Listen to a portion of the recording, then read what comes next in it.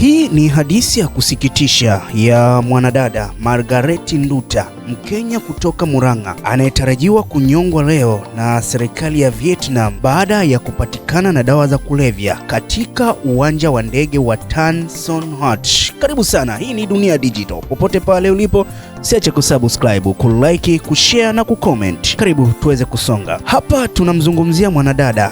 Mwanadada huyu anaitwa Margaret Nduta. Huyu ni mwanadada kutoka Kenya katika eneo linaitwa Murang'a, na historia na safari yake mpaka kufikia ndoto iliyogeuka kaburi. Nduta alikuwa akitafuta kazi nje ya nchi na alikuwa ametarget nchi za UAE, Uarabuni na Dubai. Kama wengi wanavyofanya, alitafuta mawakala wanaounganisha watu na ajira katika mataifa ya Kiarabu. Baada ya muda mfupi alipokea taarifa kuwa amepata kazi, lakini hakujulishwa ni nchi gani. Aliambiwa tu ajiandae kwa safari na ataelezwa nchi atakapokuwa tayari anasafiri. Siku ya safari ilipowadia, alifika uwanja wa ndege. Alikabidhiwa visa ya Vietnam, si mojawapo wa nchi alizozitarajia. Alitakiwa kusafirisha mzigo, lakini hakupewa maelezo ya kina kuhusu ulikuwa ni wa nini. Ilikuwa rahisi kwake kufikiria ni kazi rahisi tu ya kupeleka mzigo, alafu nalipwa. Kwa hali yangu ya kifedha, why not? Hakujua kwamba huu ulikuwa ni mwanzo wa safari isiyo na tiketi ya kurudi. Alipoingia Vietnam, alihitaji kusafiri kuelekea Laos, lakini mambo yaligeuka kuwa jinamizi. Alikamatwa akiwa na kilo 2 za cocaine kwenye begi lake. Kazi hiyo ilipangwa na Mkenya mwenzake anayeitwa John, mtu ambaye hakumjua vyema.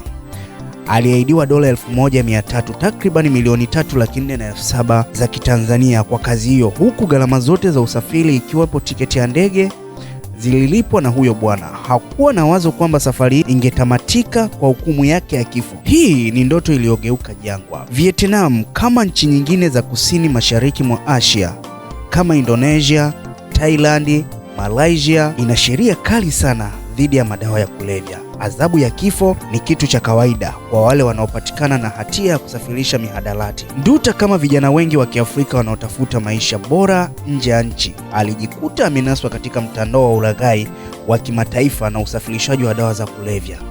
Labda alishajaribu njia halali za kupata kazi na hakufanikiwa. Labda alikubali hii kama fursa ya mwisho, ila haikufanikiwa. Huu ni ujumbe kwa watu wote wanaotafuta maisha nje ya nchi kupitia mawakala wa ajira wasioaminika. Julai 14, 2023, Nduta aliwasili Ho Chi Minh City, Vietnam. Alikuwa amechelewa, lakini wafanyakazi wa uwanja wa ndege walimsaidia kukamilisha taratibu zote za uhamiaji na kumpangia ndege kuelekea Laos. Hata hivyo, wakati wa ukaguzi wa forodha, maafisa waligundua kitu cha kutiliwa shaka kwenye begi lake. Uchunguzi wa kina ulibaini kuwa ndani ya begi kulikuwa na zaidi ya kilo 2 za dawa za kulevya. Nduta alijitetea kwamba hakujua kama begi alilopewa lilikuwa na dawa za kulevya, lakini kama inavyosemwa katika sheria, ignorance of law is no excuse. Kutokujua kuwa kitu ni kosa hakumpi mtu kinga dhidi ya adhabu. Nduta alikamatwa na kufikishwa mahakamani, ambapo waendesha mashtaka walidai kwa utetezi wake ulikuwa mbinu ya kukwepa sheria kali za Vietnam dhidi ya madawa ya kulevya. Nchi hiyo inajulikana kwa msimamo mkali. Yeyote atakayepatikana na zaidi ya gramu 600 za heroin au kilo 2 za mesaptoni anakabiliwa na adhabu ya kifo. Baada ya kesi ya muda mrefu, hatimaye mnamo Machi 6, 2025, mahakama ilimhukumu Nduta kunyongwa hadi kufa. Ni vigumu sana kufikiria jambo hili, lakini linakuwa gumu zaidi kutokana na changamoto kadhaa. Moja, Kenya haina mkataba wa kubadilishana wafungwa na Vietnam. Hii inamaanisha kuwa hakuna njia ya kisheria kumruhusu Nduta kutumika kifungo nchini Kenya badala ya hukumu yake Vietnam. Kenya haina ubalozi nchini Vietnam. Hili linapunguza uwezekano wa msaada wa kidiplomasia, kwani masuala yote yanayohusu wa Kenya Vietnam hushughulikiwa kupitia ubalozi wa Kenya nchini Thailand. Sheria za Vietnam ni kali sana dhidi ya madawa ya kulevya. Vietnam ni moja ya nchi zinazojulikana kwa kutokuwa na huruma. Adhabu ya kunyongwa au kifungo cha maisha hutolewa mara moja kwa wanaopatikana na hatia.